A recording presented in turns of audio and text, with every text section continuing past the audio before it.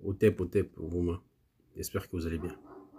Aujourd'hui, je vais commencer par une citation. Il y a un ancien africain qui disait que le jour où vous entendrez en fait l'Occident parler du bien de moi, sachez que je vous ai trahi. Pourquoi je dis ça? Je vais parler ici en fait du problème du président Diomaye Faye et son vice-président Sanko. Parce que depuis le premier jour, en tout cas, je parle ici que à mon nom. Le premier jour que j'ai vu en fait leur cérémonie, parce que j'ai vraiment tout suivi, c'était deux personnes que j'ai appréciées personnellement, mais lors de l'investiture en fait de Diomaye Faye, j'ai compris que vraiment, encore une fois en fait, les Africains, nous avons été bernés, nous avons été trahis. Certains vont dire, est-ce que tu es sénégalais ou bien machin? Ça n'a rien à voir. Je suis africain. Et en tant qu'Africain, j'ai le droit de parler sur tous les pays. Je dis bien tous les pays.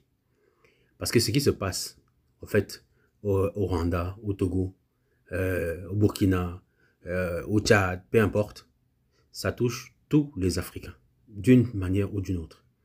Parce que si ce qui se passe aux États-Unis est capable d'impacter en fait ce qui se passe au fin fond de l'Afrique, ou ce qui se passe en fait au fin fond de la Russie, est capable d'impacter tout ce qui se passe, enfin ce qui se passe au fin fond en fait des États-Unis ou bien de l'Europe. Donc c'est pour dire que nous sommes tous interconnectés. Donc à partir de là, déjà en tant que fils d'Afrique, je dois en fait dire ce que je pense. Et ici, ce que je pense, c'est que nous avons été trahis. Encore une fois. Oui, en effet, nous avons été trahis. Nous avons encore été trahis en fait par le président du Sénégal. Pourquoi? Parce que j'apprends que le président du Sénégal a appelé en fait l'Europe pour régler les problèmes du Sahel. Il fait appel à l'Europe pour régler les problèmes du Sahel. Est-ce que vous comprenez ça? Moi, j'aimerais bien comprendre.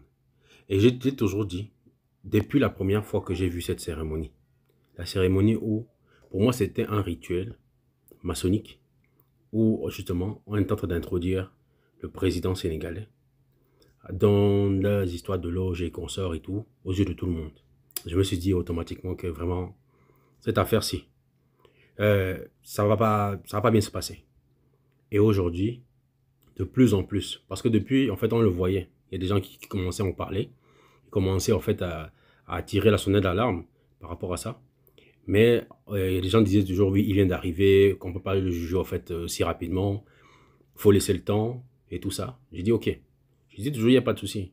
Mais il y avait des petits gestes comme ça, où il va en Côte d'Ivoire, il va dire que Ouattara était voilà, le père de je ne sais pas quoi, où il dit que nos grands frères de l'AS doivent revenir en fait à l'Union africaine et consorts et tout. Moi, j'ai toujours posé la question à mes détracteurs. Est-ce que vous êtes sûr? Vous êtes sûr que ce qu'il a dit, il va faire ce qu'il a dit quand il est opposant? Parce que le problème, il est là. C'est que malheureusement, encore une fois, les gens chez nous, quand ils sont opposants, en fait, ils disent toutes les promesses possibles. Et maintenant, mais c'est logique en même temps. C'est logique. Pourquoi? Parce que ces gens-là, en fait, sont éduqués dans dans le système français. Vous attendez à quoi? Vous attendez à quoi? Parce que moi, quand j'ai commencé à voir, en fait, tous les déplacements qu'il faisait au niveau de Paris et tout ça, alors qu'il disait que il critiquait justement Macky Sall de le faire à l'époque. Mais au début, ils ont essayé de camoufler ça en disant que non, parce qu'il était dans une réunion de je sais pas quoi. Donc c'est pour ça qu'il est pas parti spécialement pour aller voir le président français. Moi, je me suis dit, vraiment, à un moment donné, il faut être cohérent. Il faut être cohérent avec soi-même. Et maintenant, voilà le résultat. Voilà le résultat. Parce qu'aujourd'hui, il y a plus, honnêtement, pour moi, il n'y a plus de doute. Je ne sais pas pour vous. J'aimerais bien avoir l'avis de nos frères sénégalais. En fait, qu'est-ce que vous en pensez par rapport à ça? Qu'est-ce que vous pensez par rapport à ça, en fait? Parce que là, vous n'avez plus l'excuse, parce que maintenant, il a dit. Parce qu'avant, on nous reprochait justement de l'accuser, alors qu'il n'avait rien dit, alors qu'on n'avait pas de preuve. Maintenant, là, il y a une preuve. Quand il appelle, en fait, quand il appelle l'Europe, justement, pour intervenir, en fait, au Sahel, c'est pour quelle raison? C'est pour quelle raison? Il faut nous expliquer. Le Sénégal n'arrive pas à se défendre seul. Pourquoi il est obligé d'appeler justement les étrangers? Et quand on sait comment ça se passe en général, c'est pas, en général, ce sont pas les pays qui appellent justement en fait ces gens-là. C'est en général, on vous demande de nous inviter pour que ça fasse passer les choses, ça fasse passer les choses aux yeux de la population. Parce qu'on le sait maintenant, on le sait très bien. Ça s'est passé déjà, ça s'est passé au Mali, ça s'est passé en Côte d'Ivoire, on sait déjà. Donc, pour moi, clairement, en tout cas, parce que je vais pas faire long, moi, je te dire que, en fait, montrer aujourd'hui qu'il est évident, même si on fait comment, parce que j'entendais Diomaye Faye dire que non, il est dans une stratégie, donc, enfin, il faisait comprendre qu'il est dans une stratégie, apparemment, et que c'est nous qui n'avions rien compris, en fait, à sa stratégie, apparemment. Mais là, en fait, je suis désolé, entre la stratégie et la réalité, je pense que clairement, si sa stratégie c'est d'inviter, c'est de faire revenir en fait les terroristes en fait sur notre territoire, je suis désolé, mais ça passe pas, ça ne passera pas. Et j'appelle justement les Sénégalais en fait, j'appelle les Sénégalais conscients de prendre cette affaire en fait en main, parce que ce n'est plus possible en fait. Ce n'est plus possible. On va pas être chaque fois, on va pas être trahi, traîné dans la boule de cette façon en fait. C'est pas possible. À un moment donné, en fait, enfin, je ne comprends pas. Dans les Sénégalais, je vous attends en commentaire. J'aimerais bien avoir votre avis. Donc, parce que moi, personnellement, je suis déçu parce que c'est des gens que j'appréciais bien.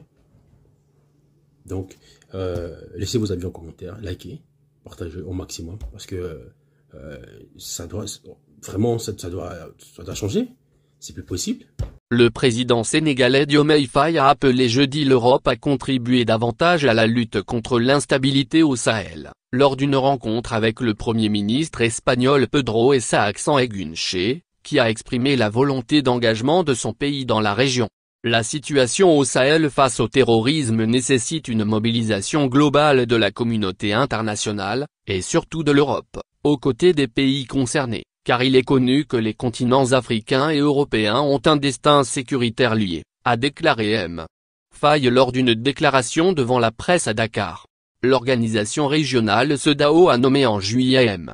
Faye médiateur pour un retour en son sein du Mali, du Burkina Faso et du Niger, 3 pays en proie au djihadisme et à la violence où des militaires ont pris le pouvoir par la force depuis 2020. Le Sénégal est frontalier du Mali. M.S. Sánchez a de son côté salué l'effort de médiation. Le Sahel revêt une importance stratégique pour l'Espagne, et nous souhaitons donc contribuer à sa stabilité